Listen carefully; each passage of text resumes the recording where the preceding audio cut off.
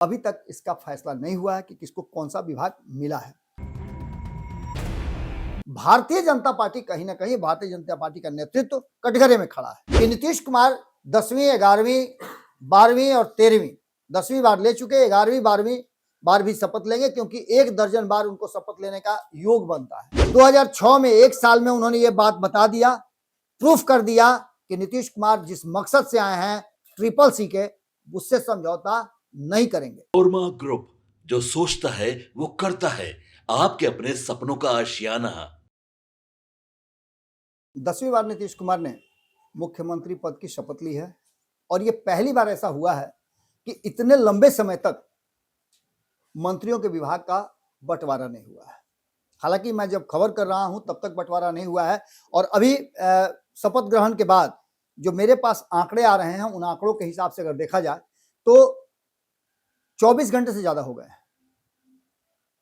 3:30 हो रहा है जब मैं ये खबर कर रहा हूं और ये उस समय से 24 घंटे से ज्यादा का समय हो गया है। अब तक नीतीश कुमार के मंत्रिमंडल का गठन होने के तुरंत बाद विभागों का बंटवारा हो जाता है। इस बीच जो जानकारी हमारी टीम के द्वारा मिल रही है, नीतीश कुमार से मिलने के लिए भारतीय जनता पार्टी के जो 2 शीर्ष नेतृत्व के लोग हैं जो नीतीश कुमार के साथ शपथ लिए थे, सम्राट चौधरी और विजय सिन्हा, जाकर के मुलाकात भी की है, बातचीत भी हुई है, लेकिन अभी तक वो लिस्ट नहीं आई है।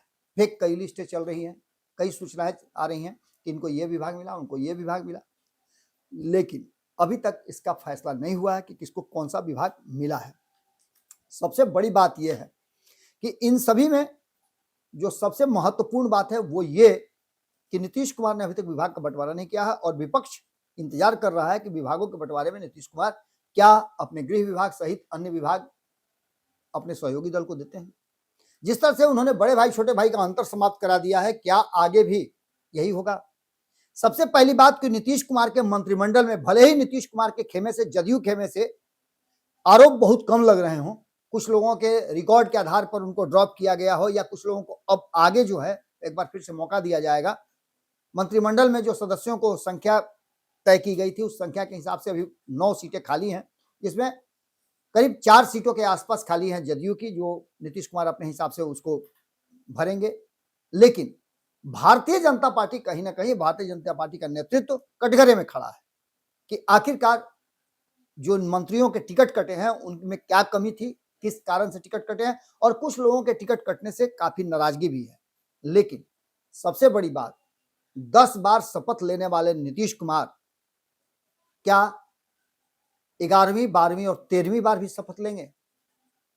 मैं इस आधार पर यह कह रहा हूं कि मीडिया में, बयानों में और चर्चा में इस बात को लेकर के अब शुरू हो गई है कानाफूसी कि नीतीश कुमार 10वीं 11वीं 12वीं और 13वीं 10वीं बार ले चुके, 11वीं 12वीं बार भी शपथ लेंगे क्योंकि 1 दर्जन बार उनको शपथ लेने का योग बनता है।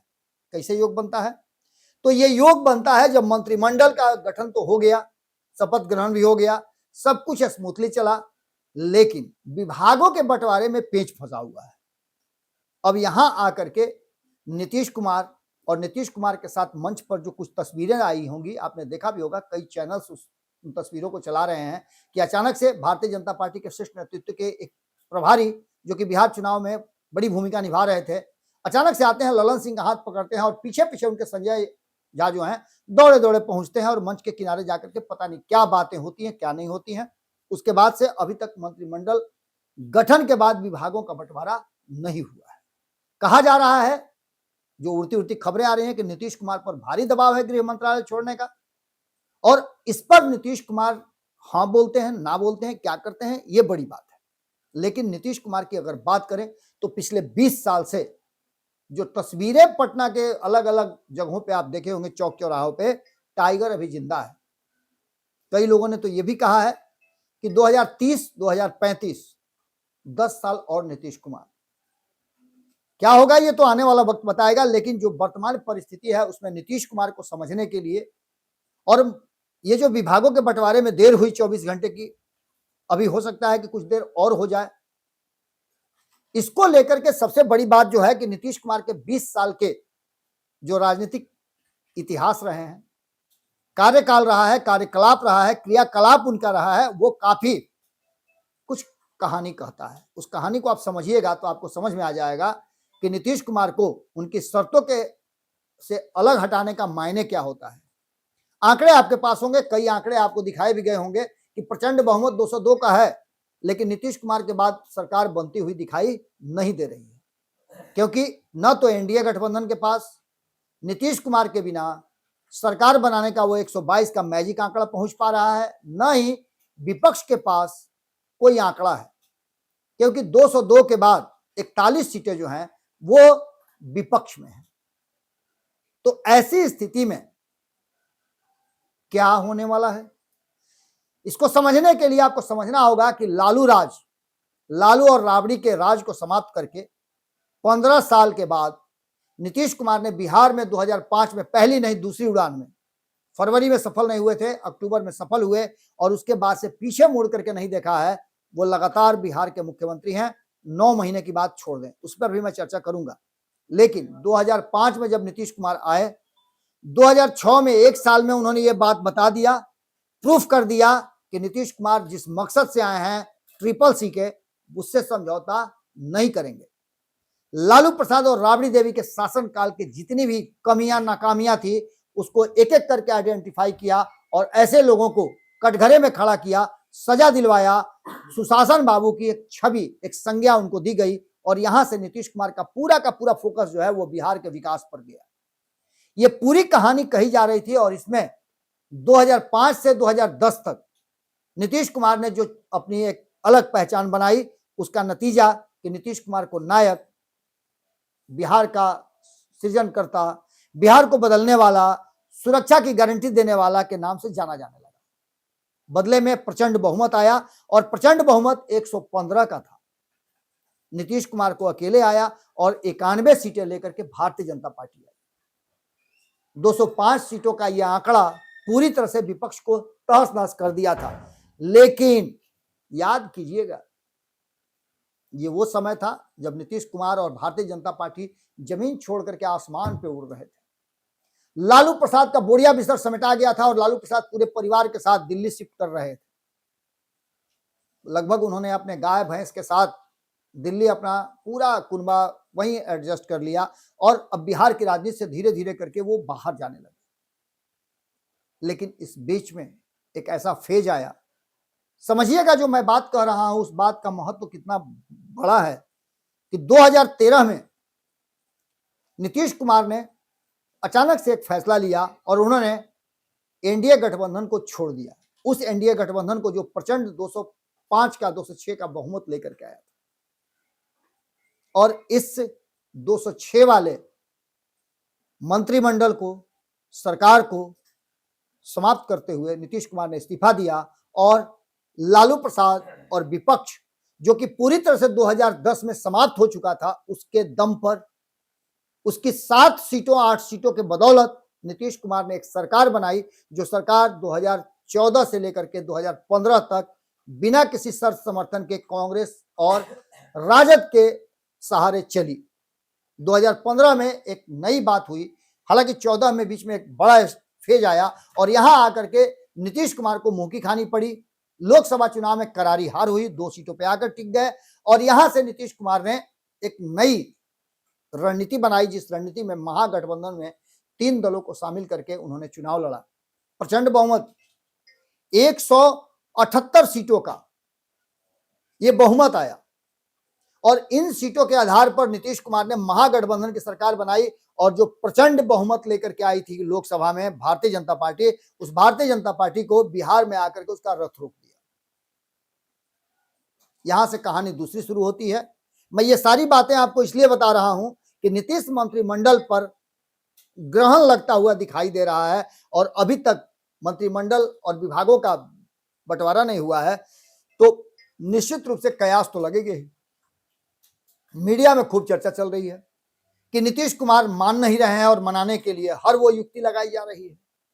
जिन बातों पे नीतीश कुमार को मानना था वहां तो मान गए, लेकिन अब नीतीश कुमार के हाथ में फिर से एक बार वो तराजू का सीरा है, जहां से वो तय करेंगे कि पलड़ा किधर झुकेगा। ऐसे में नीतीश कुमार से मनवा लेना बड़ा मुश्किल होता है।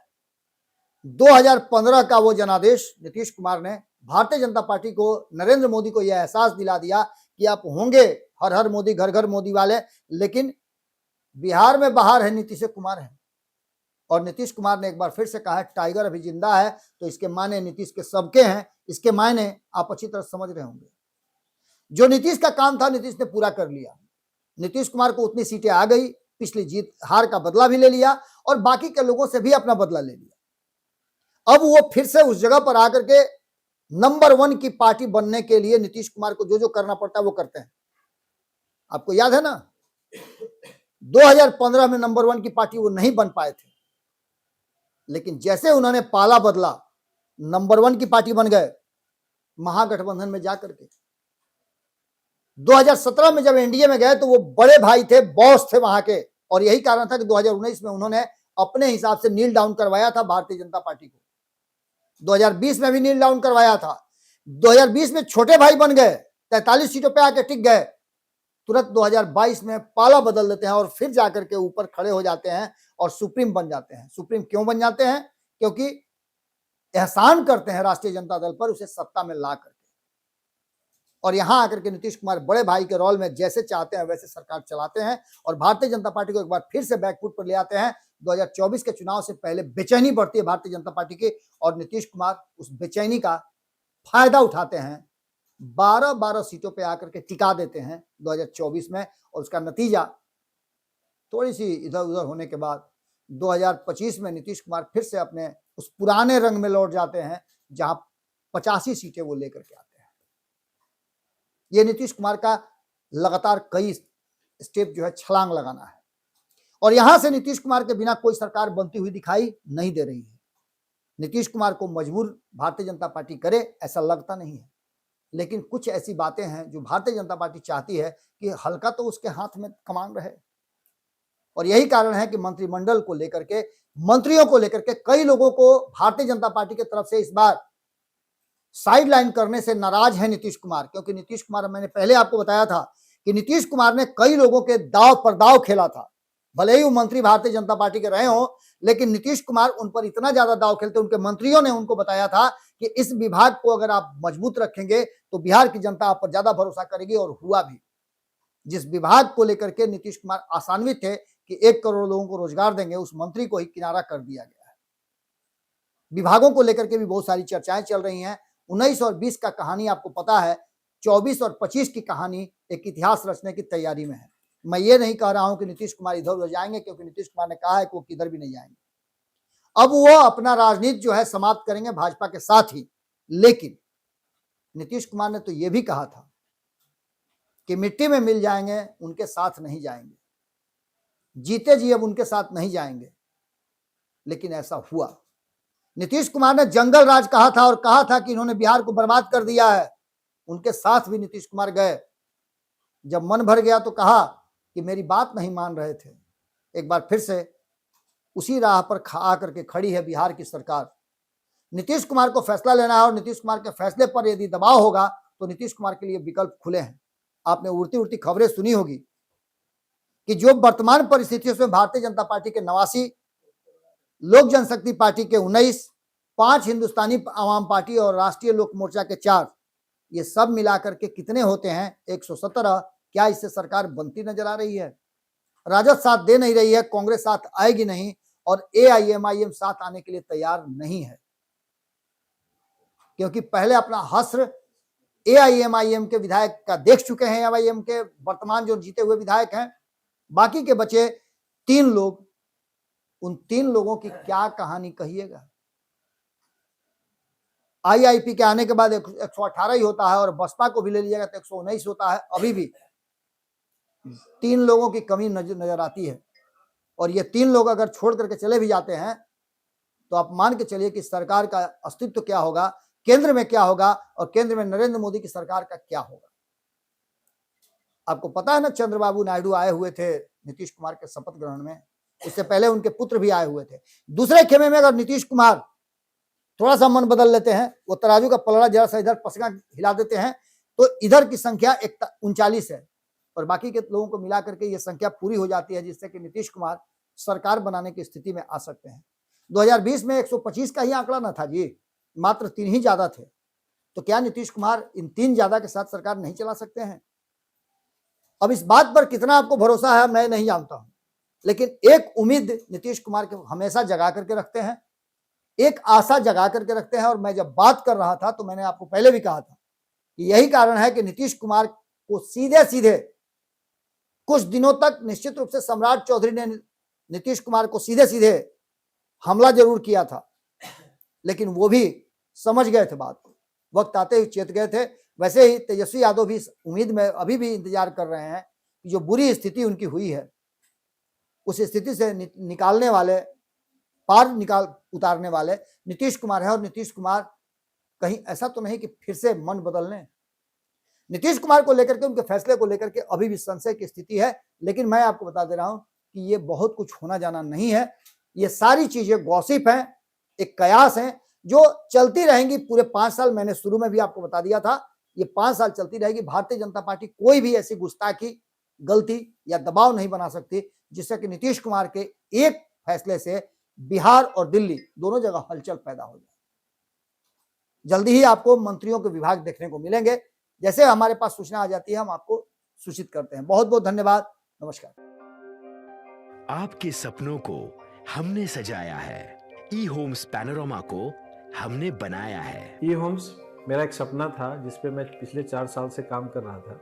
हमने जो बनाया है वो सबने है माना। ई होम्स पैनोरमा में हो आपका भी आशियाना। और फाइनली हमने 2021 में इस प्रोजेक्ट को लॉन्च किया। बहुत लोग अप्रिशिएट कर रहे हैं कि पूर्णिया जैसे शहर में, बिहार के, एक तो बिहार की बात करें उसमें भी पूर्णिया जैसे छोटे जगह में इस तरह का लाइफस्टाइल देना, ये सुन के हम लोगों को बहुत अच्छा लगता है। ई होम्स में हमने कुछ और भी किया है, जैसे हम जिस जगह में रह रहे हैं हमारे फैमिली सिक्योर हो, उनको सिक्योरिटी का ध्यान में रखा है। आपकी सुविधा और सुरक्षा आपके लिए खास है, ये आपका विश्वास है। इसमें आर्टिफिशियल इंटेलिजेंस का 7 लेयर सिक्योरिटी का हमने इस्तेमाल किया है। लस ग्रीन कैंपस को बनाया है। यदि हमारा बाउंड्री वाल है तो वो वर्टिकल गार्डन है।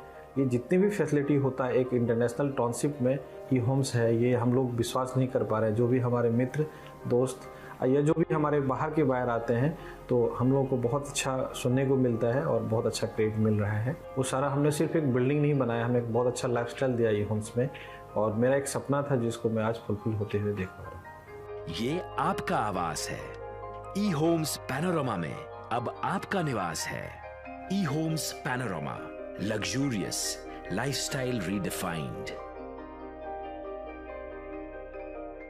पनोरमा ग्रुप, जो सोचता है वो करता है। अगर ये वीडियो पसंद आई और वह बिहार के राजनीति और बिहारियत से सरोकार रखेनी तो सब्सक्राइब बटन दबा के चैनल के सब्सक्राइब कर ली। ओजे एगो घंटी बा, ओकरा बटन दबा देला से कुल सटीक और मारक खबर रुआ मुफ्त में मिल जाई। अगर रुआ पत्रकारिता के हमनी के नया प्रयोग में सहयोग कर चाहतानी तो ज्वाइन बटन दबा दी। पेटीएम नंबर नोट कर ली 9386